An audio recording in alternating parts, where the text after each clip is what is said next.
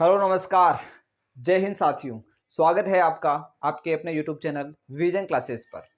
साथियों, class 10th board exam के लिए अपन प्रत्येक प्रश्नावली के एक एक नंबर की महत्वपूर्ण प्रश्नों को यहाँ पर डिस्कस कर रहे हैं, चाहे वो एमसीक्यू में आए, चाहे वो रिक्त स्थान, चाहे वो अति लघुत्मक प्रश्नों के अंदर आए।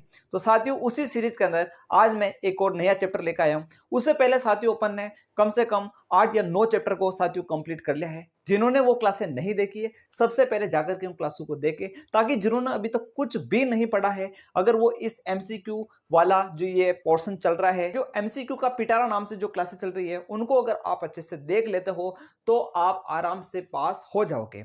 तो साथियों, आज नया चैप्टर लेकर आए हैं, प्रश्नावली जो आपके 10 है, प्रश्नावली 10, और वो है वृत्त। उससे संबंधित आज मैं महत्वपूर्ण प्रश्नों को डिस्कस करूंगा। आज उस प्रश्नावली का मैं निचोड़ निकाल के रखने वाला हूं। उसमें से एक नंबर का जो प्रश्न बनता है वो आपके गलत नहीं होगा। एक एक नंबर के 2 से 3 प्रश्न बनते हैं साथियों। तो सारे सवाल आज अपन यहां पर कंप्लीट करेंगे। आज की क्लास आपको 2 से 3 नंबर दिलाएगी साथियों। मात्र आधे घंटे की क्लास होगी। तो आप पूरे डेडिकेशन के साथ इस क्लास को देखें। क्लास अच्छी लगे तो लाइक जरूर किया करें, और चैनल पर नए हो तो सब्सक्राइब जरूर कर ले, मोटिवेशन मिलता है। बाकी आप आगे इसको शेयर जरूर करें, ताकि जो कमजोर से कमजोर बच्चे उन तक ये चीज पहुंचे और वो इसका फायदा उठा सके। तो शुरुआत करेंगे आज के सेशन की। तो आप प्रश्नों को देखते जाइए, मैं फटाफट उनका आंसर करते जाता हूं, क्योंकि आज लिखने का मैटर कम रहेगा, समझने का मैटर ज्यादा रहेगा। तो आप समझने पे फोकस करें। तो प्यारे साथियों, शुरुआत करते हैं। सबसे पहला क्वेश्चन आपको स्क्रीन के ऊपर दिख गया होगा। प्रश्न कह रहा है साथियों कि वृत्त की स्पर्श रेखा वृत्त को कितने बिंदु पर स्पर्श करती है। वेरी इंपॉर्टेंट, ध्यान दे साथियों कि वृत्त की स्पर्श रेखा, जैसे मैंने ये वृत्त खींचा, ये मैंने एक वृत्त खींचा, क्या खींचा, वृत्त। अब इसके ऊपर मैं कोई स्पर्श रेखा खींचता हूं, जैसे कि मैंने इसके ऊपर एक स्पर्श रेखा क्या कर दी, ये खींच दी। तो प्रश्न पूछ रहा है कि वृत्त की जो स्पर्श रेखा है वो वृत्त को कितने बिंदु पर टच करती है। तो सिर्फ एक बिंदु पर स्पर्श करती है। कितने बिंदु पर स्पर्श, एक बिंदु पर स्पर्श करती है। और उस बिंदु को अपन स्पर्श बिंदु कहते हैं। इस बिंदु को अपन क्या कहते हैं साथियों, तो इस बिंदु को अपन कहते हैं, इस बिंदु को क्या कहते हैं, तो ध्यान दे, इसको अपन कहते हैं स्पर्श बिंदु कहते हैं। इसको क्या कहते हैं, स्पर्श बिंदु कहते हैं। तो स्पर्श रेखा हमेशा ध्यान रखना, वृत्त को कितने बिंदु पर स्पर्श करती है, तो सिर्फ एक बिंदु पर करती है। तो राइट ऑप्शन हो जाएगा इसका प्यारे साथियों, एक हो जाएगा। ठीक है, अगला प्रश्न है दूसरा कि एक छेदक रेखा वृत्त को कितने बिंदु पर प्रतिच्छेद करती है। यह स्पर्श रेखा का पहला प्रश्न हो गया। दूसरा प्रश्न है प्यारे साथियों छेदक रेखा का, यानी ये आपके पास कोई वृत्त है और ये मैंने एक रेखा खींची है। ये तो थी आपकी स्पर्श रेखा, और ये है प्यारे साथियों छेदक रेखा। क्या है साथियों, छेदक रेखा। तो छेदक रेखा वृत्त को कितने बिंदु पर स्पर्श करती है, तो 2 बिंदु पर स्पर्श करती है। कितने बिंदु पर साथियों, 2 बिंदु पर स्पर्श करती है। ध्यान देना, स्पर्श रेखा वृत्त को एक बिंदु पर स्पर्श करती है, छेदक रेखा वृत्त को 2 बिंदु के ऊपर क्या करती है, प्रतिच्छेद करती है। तो वो 2 बिंदु हो जाएंगे यहाँ पर। तो राइट ऑप्शन कौन सा हो जाएगा, इसमें भी राइट ऑप्शन ए था, इसमें भी राइट ऑप्शन कौन सा हो जाएगा, ए हो जाएगा। ठीक है, अगला प्रश्न देखते हैं इसी सीरीज में।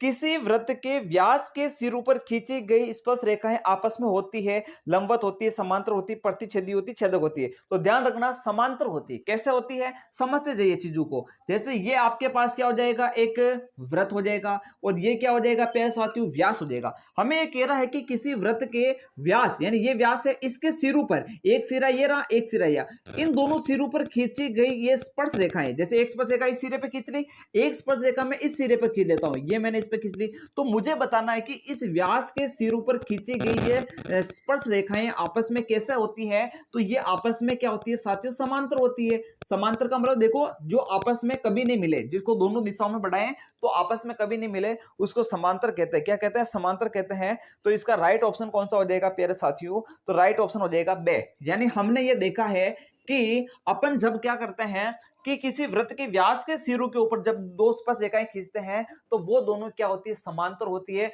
और ध्यान रख लेना साथियों, एक वृत्त के अंदर कितनी समांतर स्पर्श रेखा खींच सकते हैं, तो 2 समांतर स्पर्श रेखा खींच सकते हैं। लाइन को ध्यान रखना कि एक वृत्त में कितनी समांतर स्पर्श रेखाएं खींच सकते हैं, 2 ही खींच सकते हैं, इससे ज्यादा अपन नहीं खींच सकते हैं। और व्यास के सिरों पर खींची गई जो स्पर्श रेखाएं होती है वो परस्पर क्या होती है, समांतर होती है। तो प्रश्न 3 तक अपन ने भी देखा है, इनको आप नोट करो, फिर अपन आगे देखते हैं और क्या वैरायटी इसके अंदर बन सकती है। तो नेक्स्ट क्वेश्चन की तरफ बढ़ते हैं साथियों। अगला क्वेश्चन क्या है, चौथा क्वेश्चन आपको स्क्रीन के ऊपर दिख गया होगा। हमें बोल रहा है कि किसी वृत्त की स्पर्श रेखा स्पर्श बिंदु से जाने वाली त्रिज्या के साथ कितने डिग्री का कोण बनाती है। थोड़ा डायग्राम से समझने का प्रयास करते हैं। हमें क्या कह रहा है, एक व्रत है, क्या है साथियों, ये एक व्रत है, क्या है, ये एक व्रत है। और इस व्रत में ये कह रहा है साथियों, थोड़ा ध्यान से देखना, किसी व्रत की स्पर्श रेखा, जैसे मान लेते हैं कि ये एक व्रत की क्या है, स्पर्श रेखा है, क्या है, ये एक इस व्रत की क्या है, स्पर्श रेखा, जो इसको स्पर्श करके जा रही है। स्पर्श रेखा स्पर्श बिंदु से जाने वाली त्रिज्या, यानी ये रहा आपका स्पर्श बिंदु, यहां से जाने वाली त्रिज्या, यानी केंद्र को परिधि से मिलाएंगे तो क्या मिलेगी, त्रिज्या। तो ये कह रहा है कि स्पर्श रेखा और स्पर्श बिंदु से जो जो जाने वाली त्रिज्या होती है, उस त्रिज्या के बीच में और स्पर्श रेखा के बीच में कितने डिग्री का कोण बनता है। यानी ये तो है भाई साहब आपकी स्पर्श रेखा, कौन सी रेखा है, ये तो है आपके स्पर्श रेखा, ठीक है। और आपके ये कौन सी दे रखी है, तो थोड़ा ध्यान से देखें, ये दे रखी है आपको त्रिज्या। अब हमें पूछ रहा है कि इन दोनों के बीच में कितना कोण बनेगा। तो हमेशा ध्यान दें कि स्पर्श रेखा और त्रिज्या दोनों परस्पर लंबवत होती है। क्या होती है, लंबवत होती है। यानी लंबवत का मतलब होता है 90 डिग्री का कोण। यानी इन दोनों के बीच में कितने डिग्री का कोण बनेगा प्यारे साथियों, 90 डिग्री का कोण बनेगा।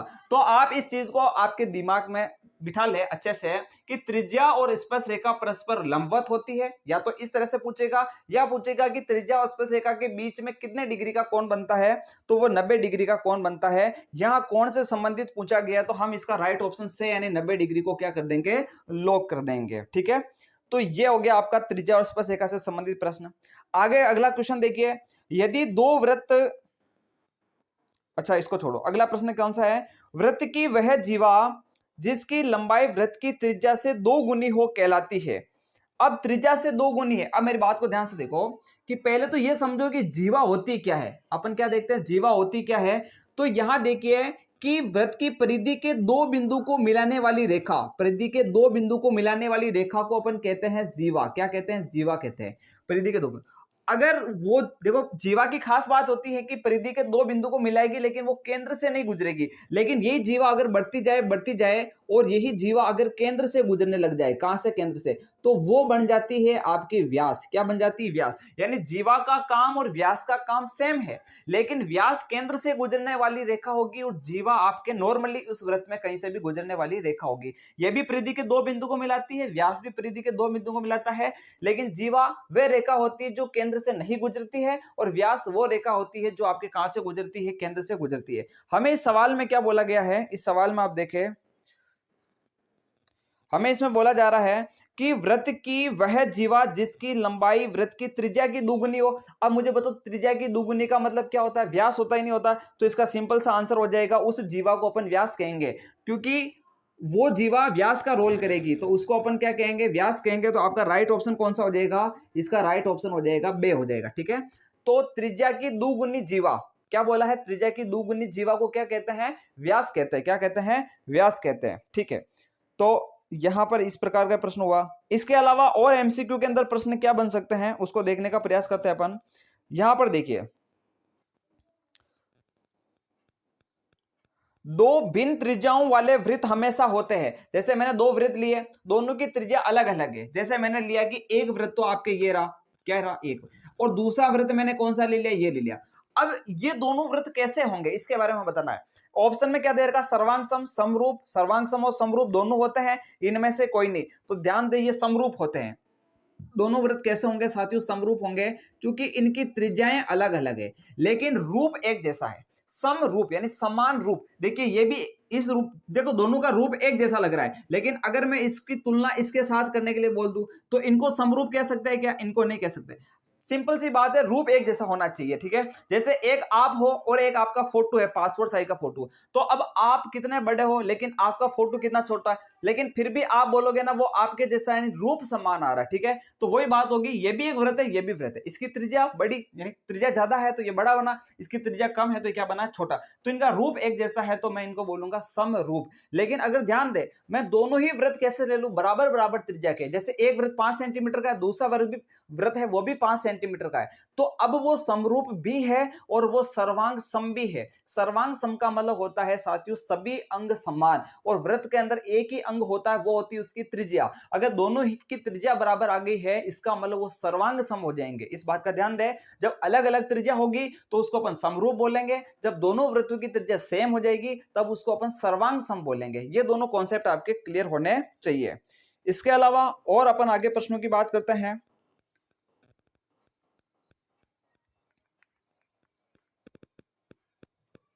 एक प्रश्न है साथियों कि बाह्य बिंदु से लेकर के एक प्रश्न है कि बाह्य बिंदु से वृत्त पर खींची गई दो स्पर्श रेखाओं की लंबाइयां कैसी होती है। थोड़ा ध्यान दें कि ये कोई वृत्त है, क्या है ये कोई वृत्त है और ये कोई बाह्य बिंदु है। अब यहां से मुझे इसके ऊपर स्पर्श रेखा खींचनी है, तो एक स्पर्श रेखा तो जैसे मैंने ये खींच दी और दूसरी स्पर्श रेखा मैंने आपके यहाँ पे ये खींच दी। ये बाह्य बिंदु P हो गया, ये बिंदु A और B पर दो स्पर्श बिंदु हो जाएंगे।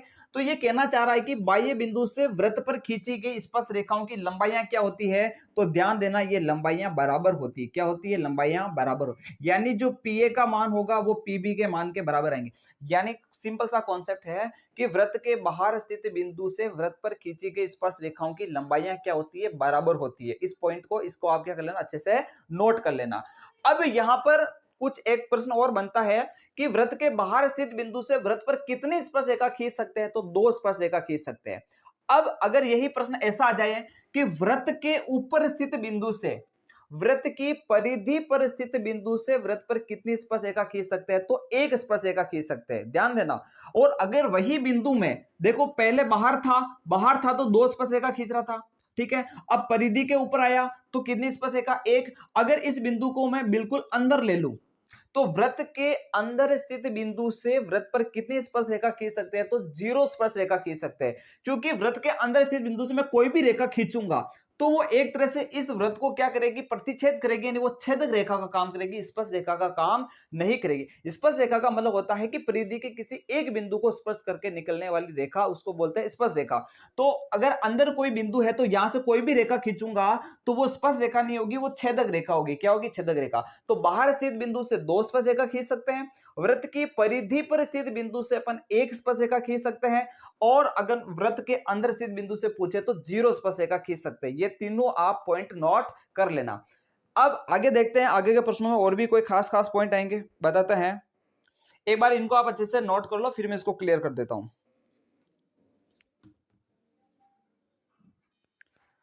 आगे और प्रश्नों को डिस्कस करते हैं साथियों। जो भी मैंने पॉइंट बताया उसी पे प्रश्न कैसे बनते हैं उसको देखने का प्रयास करते हैं।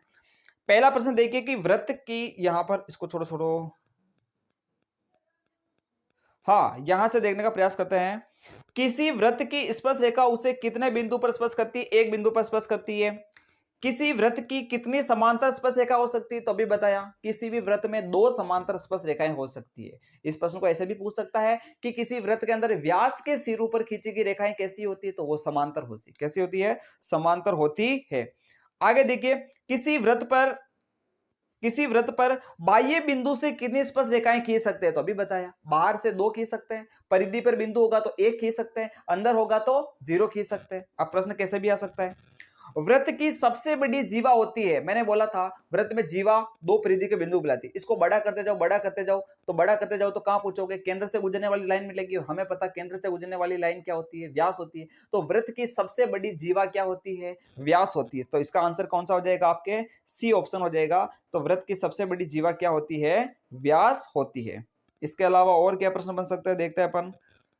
प्रश्न है, सुनना, 4 सेंटीमीटर त्रिज्या वाले वृत्त की दो समांतर स्पर्श रेखाओं के बीच की दूरी कितनी होगी? Very important. इधर देखिए, थोड़ा कॉन्सेप्ट वाला प्रश्न है ये, लेकिन अभी समझा उस पर आधारित है।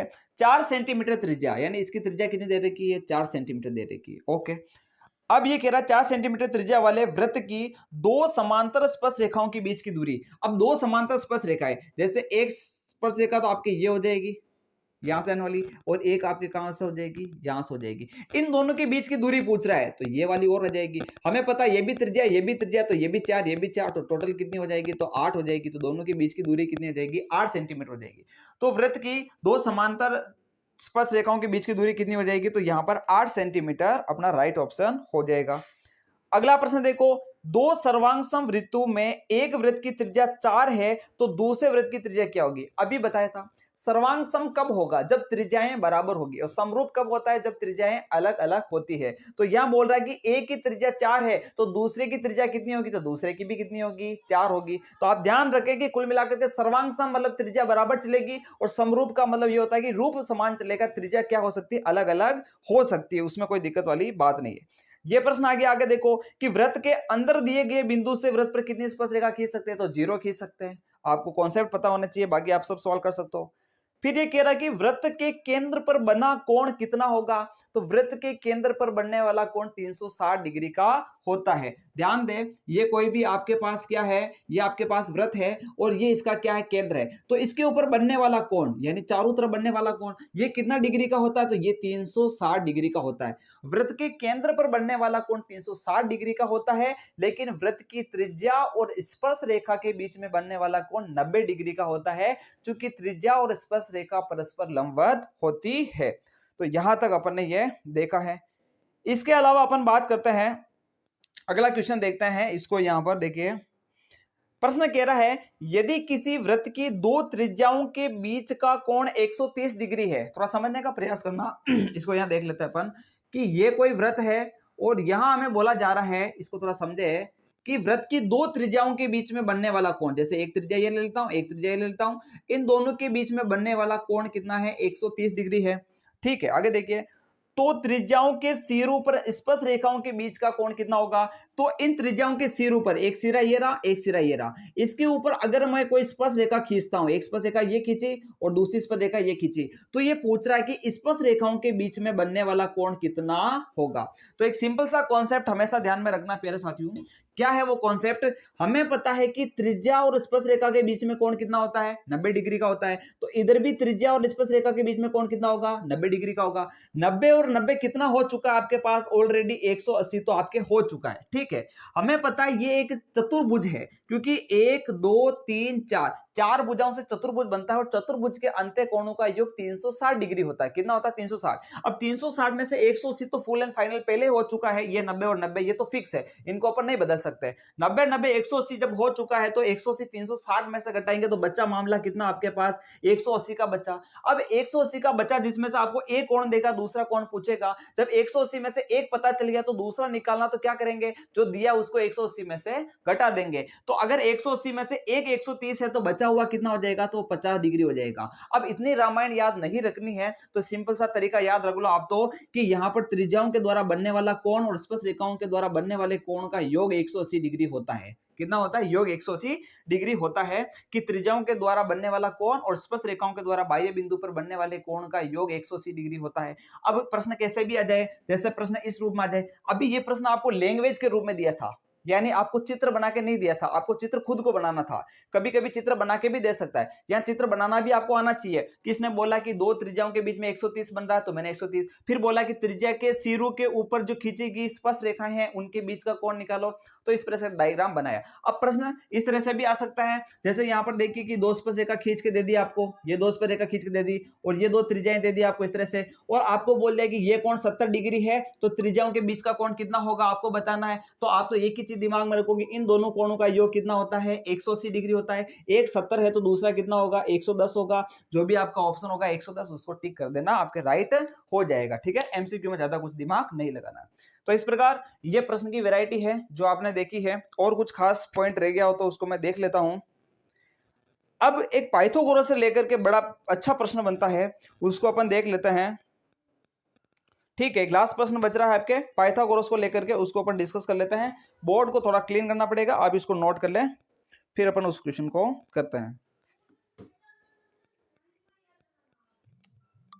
अगले प्रश्न को डिस्कस करते हैं। ये भी एक इंपॉर्टेंट प्रश्न है जो कि आपके एमसीक्यू के अंदर कभी कभी आ जाता है। यहां देखने का प्रयास करें, हमें दे रखा है यहाँ पे कि 5 सेंटीमीटर त्रिज्या वाले एक वृत्त, जो कह रहा है ना वो करते जाओ। सबसे पहले इन सवालों की सबसे बड़ी खास बात ये है कि जो कहता वो करो। 5 सेंटीमीटर त्रिज्या है ना, तो यहां पर मैंने ये ले ली 5 सेंटीमीटर त्रिज्या, ये 5 सेंटीमीटर त्रिज्या ले ली।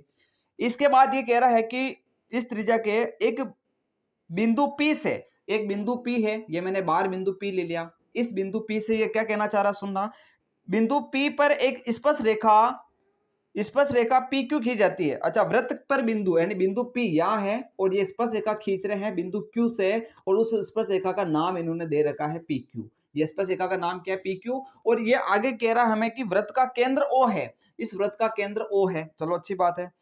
फिर ये कह रहा है कि आपको OQ 12 दे रखा है, यानी O से Q, यानी इस केंद्र से उस बाहर स्थित बिंदु की दूरी कितनी दे रखी है, तो 12 दे रखी है। कितनी दे रखी है, 12 दे रखी है। अच्छा ठीक है, हमें पी क्यू की लंबाई ज्ञात करनी है, पी क्यू बचा हुआ है, हमें उसकी क्या करनी है, लंबाई ज्ञात करनी है, बिल्कुल ज्ञात करेंगे।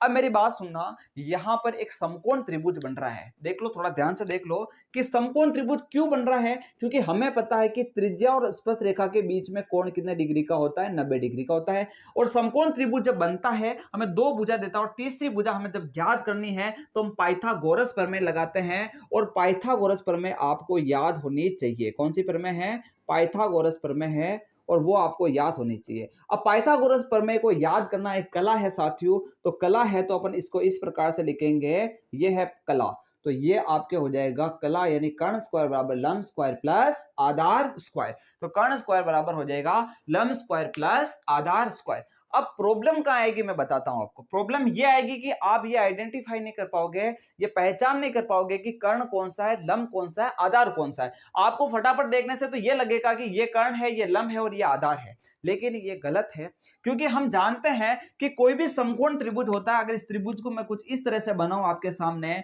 और मैं बोलूं कि ये 90 डिग्री है, तो आप इसको कर्ण कहते हो, इसको आप आधार कहते हो, इसको आप लंब कहते हो। तो ध्यान दे साथियों, ये 90 डिग्री का कोण यहां है, तो इसके सामने हमेशा कौन होगा, कर्ण होगा, यानी कर्ण आपका 12 चल रहा है, कितना चल रहा है, 12 चल रहा है। और लंब कितना है, क्योंकि त्रिज्या इसके ऊपर लंबवत होती है, तो लंब कितना हो जाएगा ये, और बचा हुआ आपके पास क्या हो जाएगा, आधार हो जाएगा। तो कर्ण और लंब और आधार कैसे पहचाना, पता चल गया आपको, कि आपको यही देखना कि 90 डिग्री के सामने हमेशा क्या होता है, कर्ण होता है। अब इस सूत्र में अप्लाई कर देंगे अपन, कर्ण स्क्वायर मतलब किसका स्क्वायर भाई साहब, 12 का स्क्वायर कर देंगे। लंब स्क्वायर का मतलब 5 का स्क्वायर कर देंगे, ये 5 का स्क्वायर आ जाएगा। आधार, ये आधार की जगह क्या है, पी क्यू, और हमें पी क्यू की लंबाई चाहिए, तो आधार की जगह पी क्यू का स्क्वायर कर दो, कोई दिक्कत नहीं।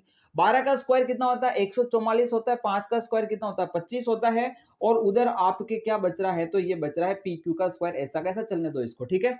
144 आपके इधर आ जाएगा, इस 25 को इधर भेजो तो ये माइनस का 25 हो जाएगा, और बराबर क्या बचेगा, पी क्यू का स्क्वायर बचेगा। इसमें से आप ये घटा लो, ये कितना आ जाएगा आपके पास, तो ये आपके घटाएंगे तो कितना आ जाएगा, यहाँ पर ये आ जाएगा 119 आ जाएगा। तो ये पी क्यू स्क्वायर का मान हमारे पास आ चुका है। हमें पी क्यू का मान चाहिए ना, तो वो उधर से आपका स्क्वायर हटेगा, ये किस में जाएगा, रूट के अंदर जाएगा। तो फाइनली आपके पास पी क्यू का मान आ जाएगा रूट 119 सेंटीमीटर आ जाएगा। ये आपके कौन से ऑप्शन के अंदर है, तो ये आपके ऑप्शन दे है, तो इसका आपके राइट ऑप्शन कौन सा हो जाएगा, दे हो जाएगा। तो एक पाइथागोरस से रिलेटेड प्रश्न भी आता है, जो मैंने यहाँ पर आपको बता दिया है। तो इस प्रकार से अपन ने इस प्रश्नावली 10 वृत्त से रिलेटेड सारे प्रश्न कर लिए हैं। आपका एक एक नंबर में चाहे एमसीक्यू, रिक्त स्थान या फिर अति लोगात्मक कहीं पर भी आए, आपके इसमें गलत नहीं होंगे। फिर भी यहाँ पर देखिए, रिक्त स्थान के कुछ पैटर्न और दे रखे हैं, उनको मैं आपके सामने और बता देता हूँ। यहाँ पर देखिए, रिक्त स्थान के पैटर्न देख लो। बाह्य बिंदु से वृत्त पर अधिकतम खाली स्थान स्पर्श रेखाएं खींची जा सकती है, दो स्पर्श रेखा खींच सकते हैं बाह्य बिंदु से, अपन ने अच्छे से पढ़ लिया। अगला प्रश्न है, किसी वृत्त की स्पर्श रेखा उसे खाली स्थान बिंदु पर प्रतिच्छेद करती है, तो एक बिंदु पर प्रतिच्छेद करती है। हमेशा ध्यान रखना, स्पर्श रेखा वृत्त को एक बिंदु पर प्रतिच्छेद करती है।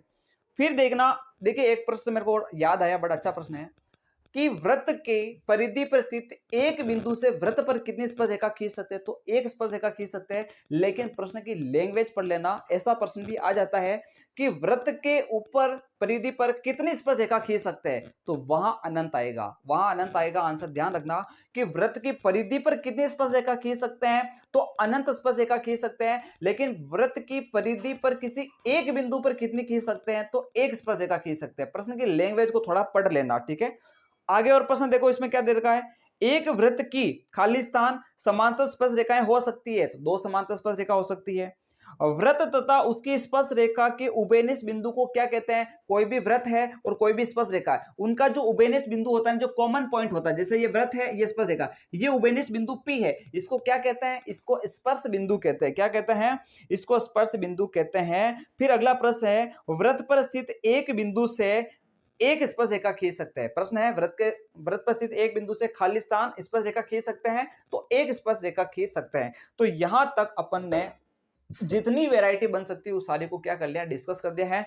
आपको कैसा लगा कंटेंट, क्लास कैसी लगी है, कमेंट बॉक्स में जरूर बताएं। अच्छी लगे तो लाइक करें, चैनल पर नए हो तो इसको सब्सक्राइब करें, और आगे से आगे इसको क्या करें प्यारे साथियों, शेयर करें। तो आज की क्लास में अपन यहां तक ही देखेंगे। आने वाली क्लासों के अंदर अपन बची हुई प्रश्नावली को इसी तरह से, इसी अंदाज में करने का प्रयास करेंगे, ठीक है। अब मिलते हैं अपन उन्हीं क्लासों के अंदर। अंत में इतना ही कहूंगा कि इंतजार रहे आपको उस क्लास का इंतजार रहे, आपको उस क्लास का जो और भी शानदार और जानदार होने वाली है। जय हिंद, जय भारत।